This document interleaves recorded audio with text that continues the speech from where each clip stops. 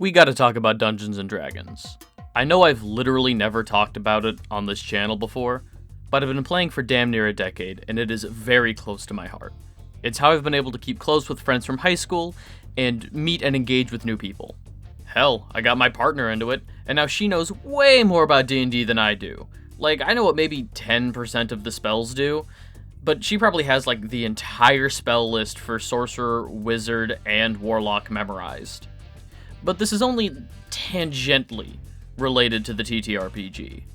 I can probably get more into that at some point and talk about why I love it, how much it's done for me, how playing a transgender character did more for my gender dysphoria than, like, 2 sessions of therapy. Yeah, that's a whole thing. But today, I'm here to talk about the Dungeons & Dragons TV shows. No, not the 70s cartoon, and no, not actual play shows like Critical Role or Dimension 20. But kinda those. So, Hasbro, Wizards of the Coast, whoever was put in charge of this, launched 3 new shows for Dungeons & Dragons, officially licensed, produced by Beadle and Grimm's, a company started years ago by Matthew Lillard and his friends. You know Matthew, Shaggy, William Afton, the Scream guy, this guy, him. Yeah, you know him.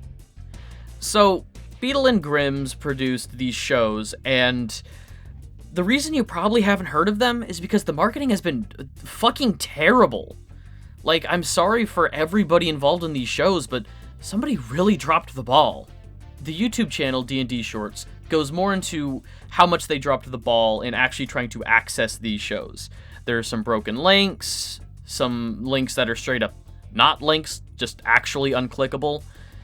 But I managed to find these shows. And the reason I wanted to talk about them is because this is also related to something that I am very passionate about: media preservation. So, I can see the writing on the wall. These shows were not marketed well, nobody is watching them, and the outcome is going to be that these shows are going to be taken away someday and become lost media. So I think it's important we talk about them, bring attention to them, and maybe somebody can preserve them. Or hell, in the case of one of these shows, give it another season. It's a fun idea. But I digress. Let's talk about these shows real quick, and maybe I can sell you on them. Well, sell you on one of them. Okay, so the first one is Encounter Party, which is just another actual play D&D show. Nothing really to write home about. If you've seen Critical Role or Dungeons & Daddies or something, it's basically that. I think Encounter Party was around beforehand, and it went from like a podcast sort of setup to a big full-blown set, and the set looks gorgeous. The table looks great, these banners look great. The only reason I would really continue watching this is for Kari Payton, who's the voice of Cyborg, Aqualad, King Ezekiel from The Walking Dead. I love this guy. I love him. I would probably keep watching just for him alone. The other show that's kind of okay is Heroes Feast. Hang on, I wrote some notes. A cooking show specifically for the D&D cookbook, which is also called Heroes Feast. At first, I was skeptical, and then Matthew Lillard appeared as the first guest and peeled back the layers. Yeah, so Matthew Lillard is a reoccurring presence across a couple of these shows, which makes sense. He's a producer. He loves D&D. He's super enthusiastic, and seeing him, like, makes everything better. Like, he is just the best part of all of the things that he shows up in. So he shows up and peels back some of the layers, and reveals that the kitchen set for Heroes Feast was also the same set for the third show, which I haven't gotten into yet. Faster Purple Worm Kill Kill. He reveals that they shot 20 episodes of Purple Worm in 7 days, and then revamped the set for this cooking show, Heroes Feast. It's pretty paint by numbers, I'm not gonna lie. It's definitely reminiscent of older cooking shows, pre-competitive cooking craze. Yes, that's a real thing. Iron Chef, Chopped, there are a handful of shows that I would consider culprits for the fact that 80% of all cooking programming is now competitive. But this is very, we're gonna follow the recipe, we're gonna have some fun, have some laughs. It's quaint, it's fun. The guest really makes it. But they use canned laugh. Like, they show it off that they just have a laugh button that they can press whenever they want.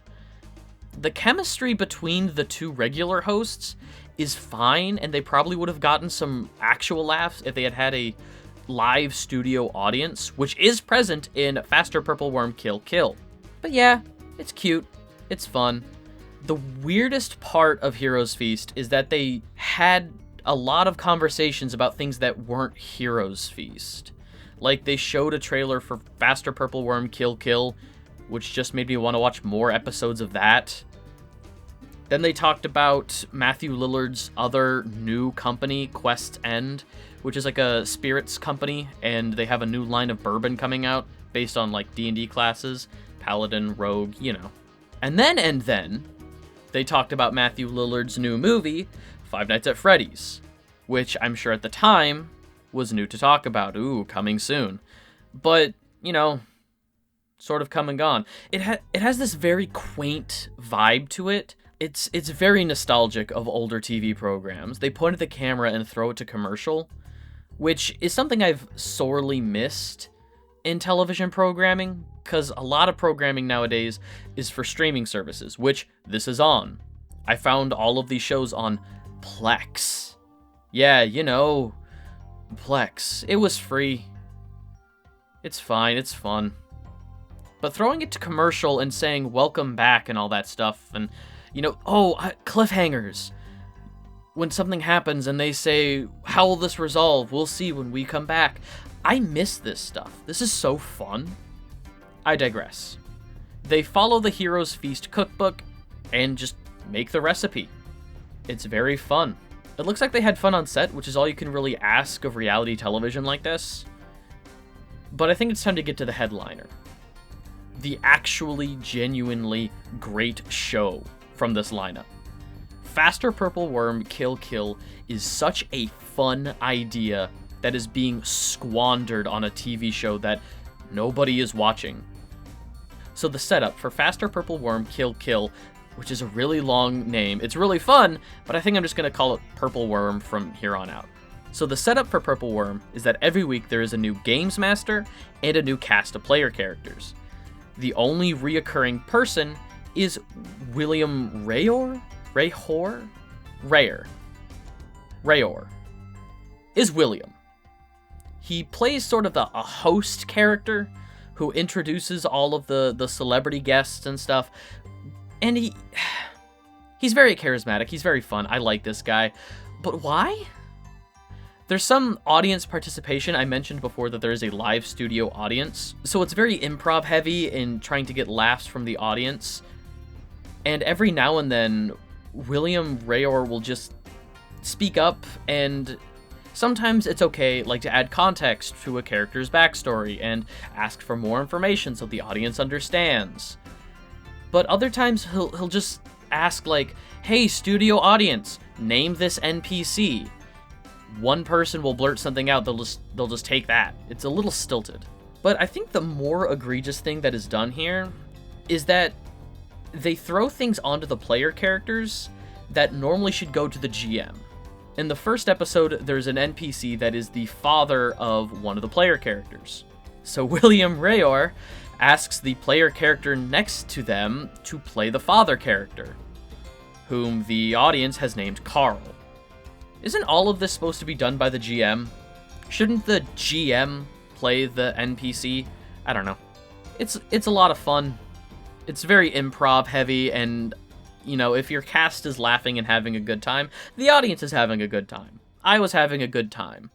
But the biggest setup to these one-shots is that it is nothing but level 1 characters fighting extremely high CR monsters.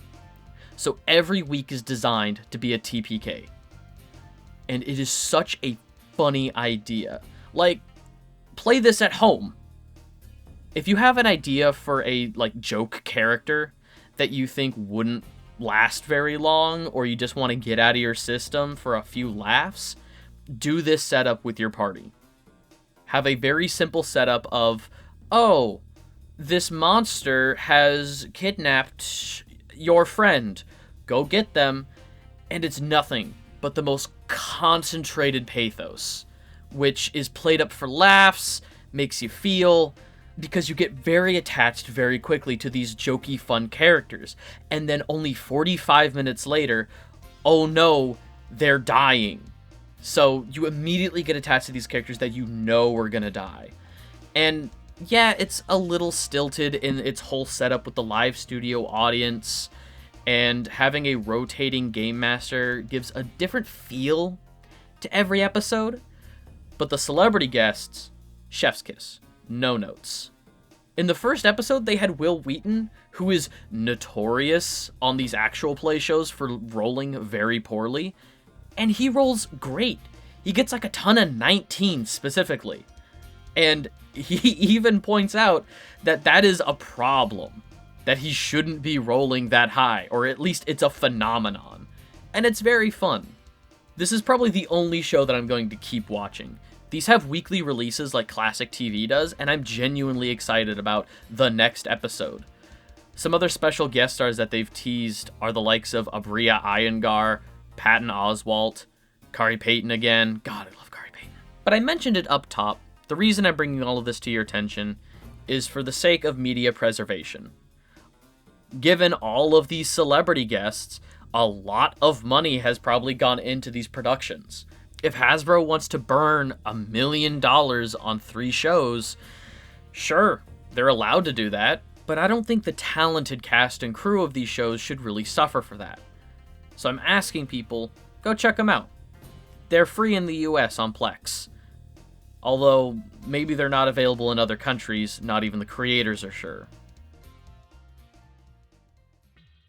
This was a short little video to bring up that I like things outside of video games, and in the future, I might like to talk about things outside of video games. But also, don't let this become lost media. These shows are fun. People had fun making it. And if they don't get the numbers, someday these shows could just get deleted, and then they're gone forever. I would highly recommend Faster Purple Worm Kill Kill, if even for the sake of giving it a second season. That's like the highest hope, is to give this show a second season. It is so much fun. If you like cooking shows like I do, Heroes Feast is also very good. There's no drama in it, not like competitive cooking shows, but they're very good recipes, and the people on these shows have fun. The only one I'm a little skeptical about is Encounter Party. I'm probably going to give it another shot, see if it can really click with me, but I already watched Critical Role, and one of these long-form actual play shows is enough for me. Like, I can't even get into Dimension 20. But yeah, the long and the short of this is that I really care about media preservation. Most forms of media are considered art, and they should be preserved. If there's anything else you'd like me to talk about here, let me know. Whether it's more D&D stuff like previous characters that I've played, DMing tips, table etiquette, or something outside of that. Believe it or not, my day job is I am a filmmaker. I'm a writer, I'm an actor, sometimes I do a little camera work. If you have any questions about the process or anything like that, I'd also be happy to talk about it here, or just film reviews. I've been watching a lot of films lately. I have another video cooking. I don't know how I want to format it yet. Little teaser, I spent a few months in 2023 watching every James Bond movie, and I'm trying to figure out how I want to structure that video. Maybe I'll just do a tier list and talk about those movies. Maybe I'll shotgun all of my reviews from Letterboxd. I don't know. But yeah, I'd be more than happy to talk about lots of different things. I hold many nerdy interests. Books, movies, films, games, D&D, other board games. I just love board games. If you want me to talk about board games, I'll talk about board games. Comics, manga, anime. I'll talk about anything. Well, anything up to a point. But that's gonna do it from me. Be good, be kind, treat people the way you want to be treated, and I'll catch you in the next one.